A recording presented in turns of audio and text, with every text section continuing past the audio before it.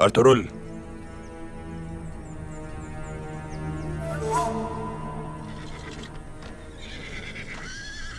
सुलेमान शाह, तुम्हारे कबीले के सिपाहियों ने हमारे वकार को ठेस पहुंचाई है।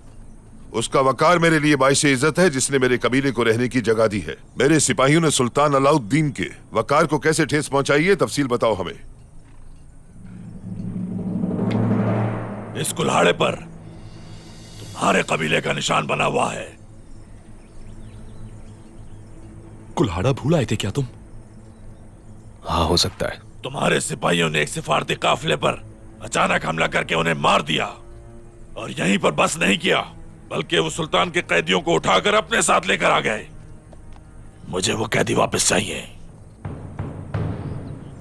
तुम शायद हमारे कबीले की रवायात से वाकिफ नहीं हो।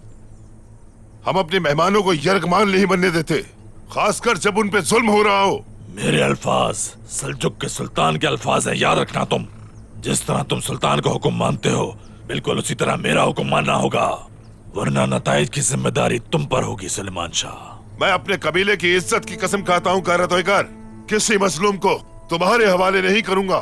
सुल्तान रियासत का हाकिम जरूर है, लेकिन वो भी अपने आबाओ अजदाद की रवायात को फौकियत देता है। हमारी नजरों में उसकी कोई अहमियत नहीं जो अपनी रवायात का पास भी न रख सके।